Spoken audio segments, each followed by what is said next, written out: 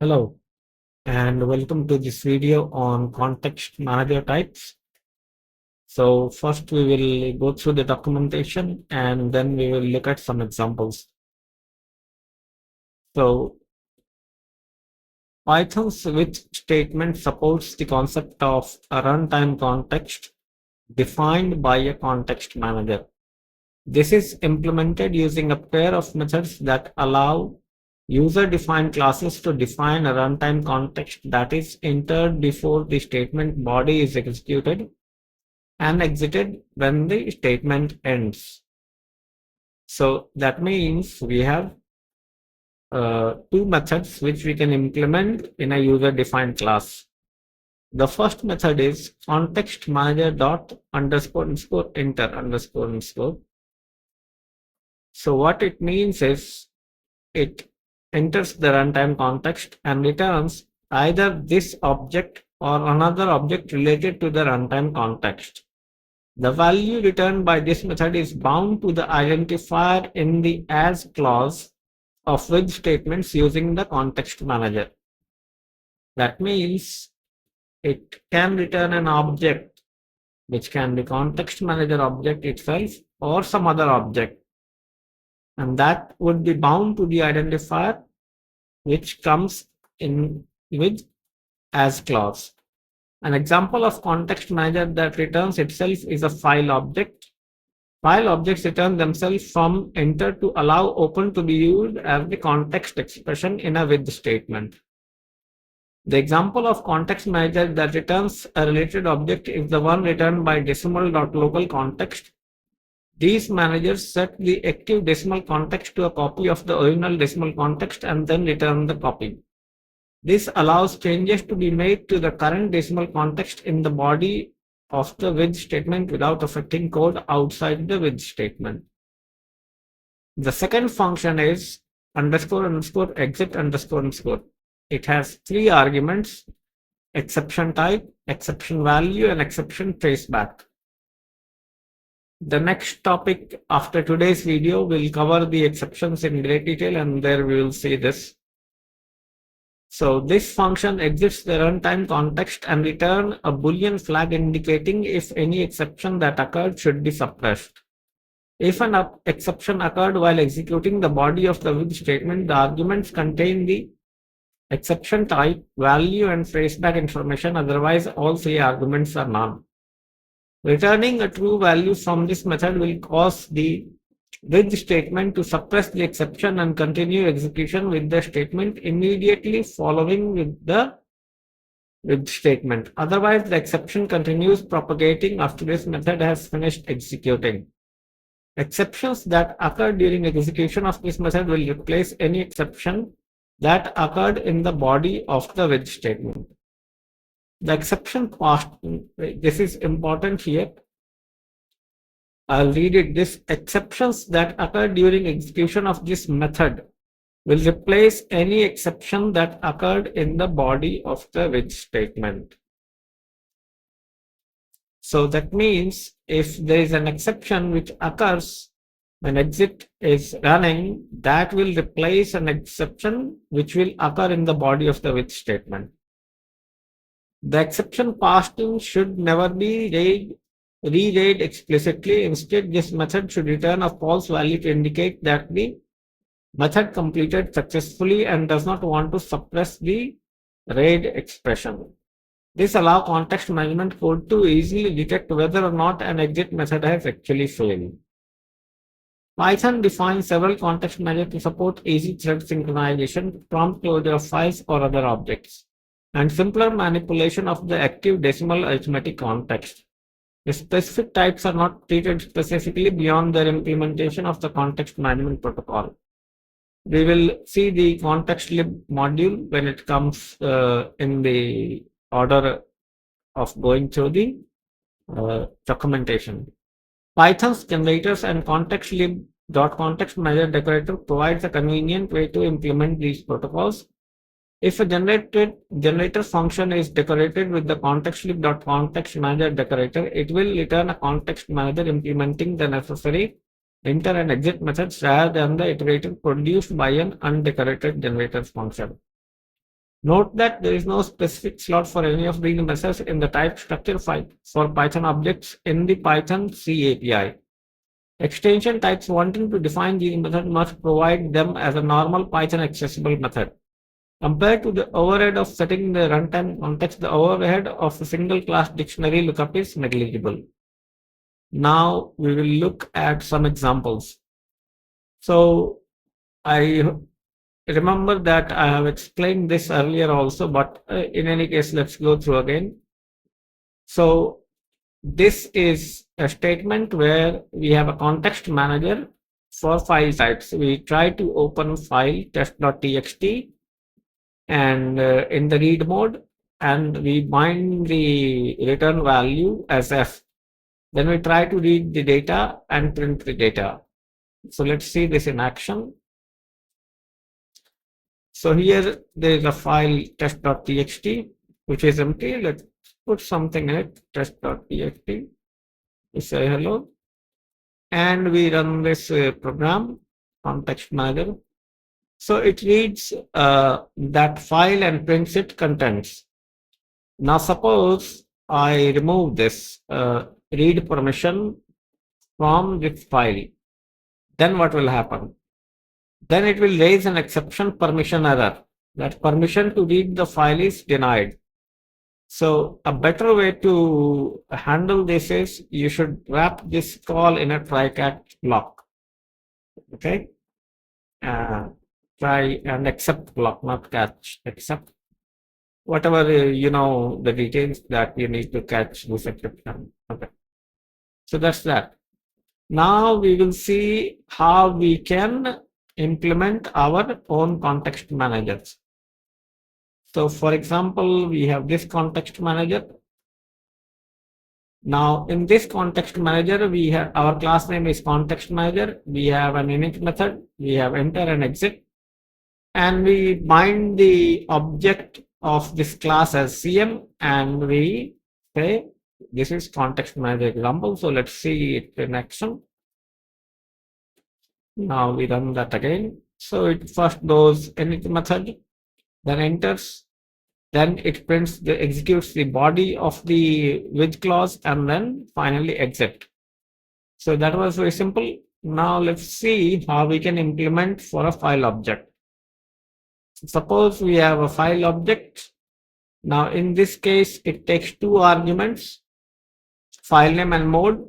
It sets the object instance variable file name and mode, and file is right now none. So there are three variables, and the enter, it opens the file and runs the file.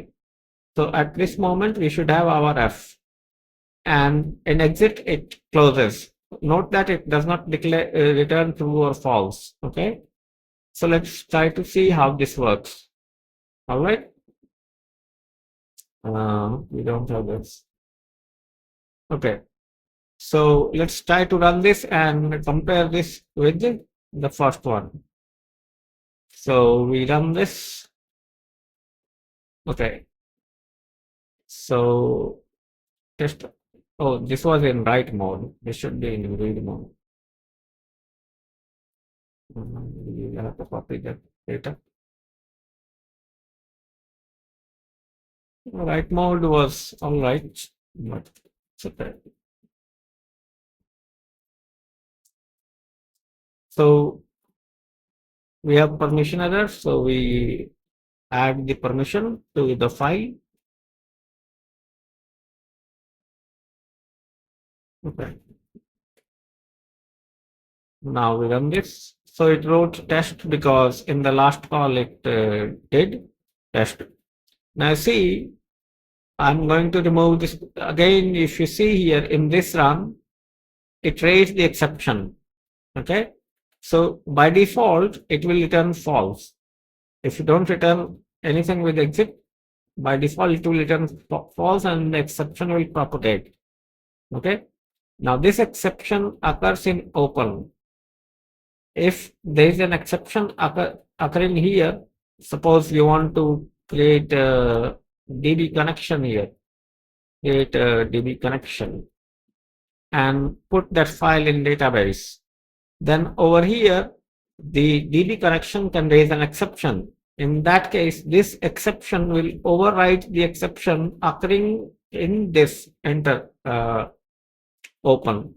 So you should be careful that how are you going to handle the exception when you are using context manager classes. So it is nothing complicated, and most of the libraries provide context managers. So we rarely need to implement our own. But yeah, if you want to write libraries kind of that, then yes, context manager knowledge is very helpful. Now we will look at two type annotation types, generic alias and union. So there are two core built-in types. One is a generic alias, another is union. Generic alias objects are generally created by subscripting a class. They are most often used with container classes such as list or dict. For example, list int is a generic alias object created by subscripting the list class with the argument int. Generic alias objects are intended primarily for use with type annotations. It is generally only possible to subscript a class if the class implements the special method __ class _ get item _. A generic alias objects act as a proxy for a generic type, implementing parameterized generics. For a container class, the arguments supplied to a subscription of the class may indicate the type of elements of an object contains. For example, set bytes can be used to type annotations to signify a set in which all elements are of type bytes.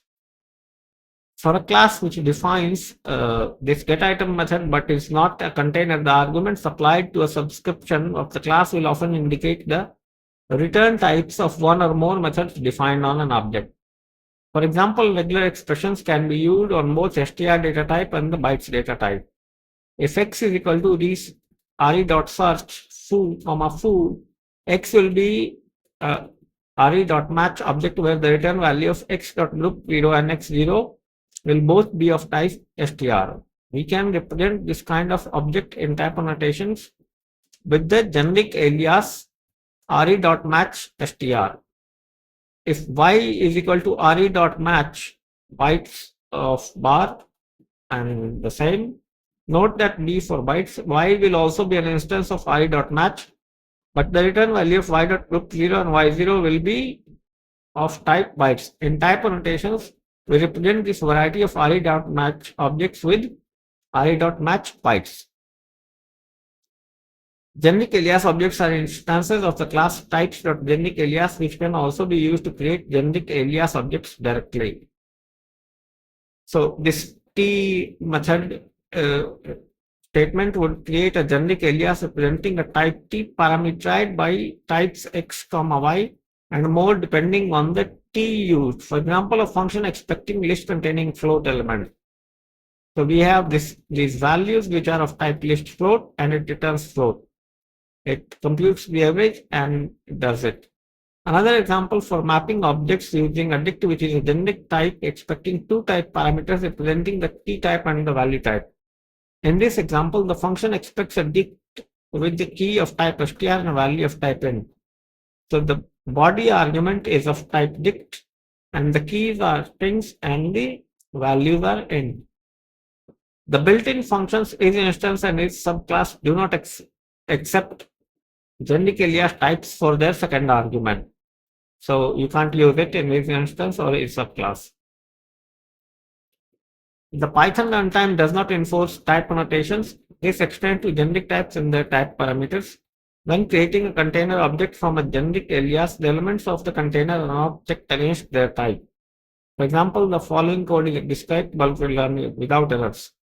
So you can declare a list of type str, but instead store integers. Furthermore, parameterized generics erase the type parameters during object creation.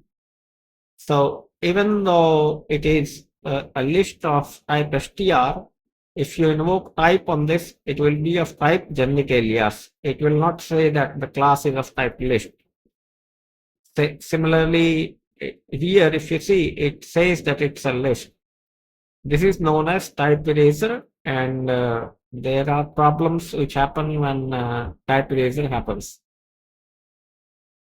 But calling rep or str on a generic shows the parameterized type.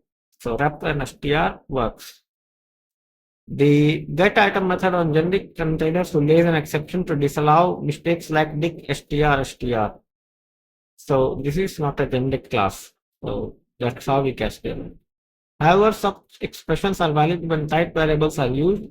The index must have as many elements as there are type variables in the generic alias objects args. So we have a type var imported, and we create an object of type var, and in the dict we can say that we have a str of type this, and then we have integer as the value, then this is what we get. So the given below is the list of standard generic classes. I will let you go through this list on your own, and we see some specific special attributes of generic alias objects. All parameterized generics implement special read-only attributes. The first is origin. So these attributes point at the non-parameterized generic class. So if you invoke origin on it, it gives you the actual class.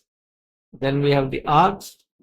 So this attribute is a tuple, possibly of length 1 of generic types passed to the original underscore class get item of the generic class. So here it will give you the list and the parameterized generic alias. And the next attribute is parameters. So this attribute is a lazily computed tuple, possibly empty, of unique type variables found in args. So this will give you the type with which you are parameterized. And last one is unpacked. A boolean that is true if the alias has been unpacked using the star operator. So with this, we come to the end of this video, and our next video will be on exceptions.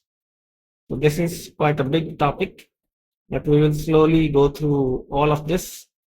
I will try to cover this in probably 2 videos, and we'll see some examples of built-in exceptions.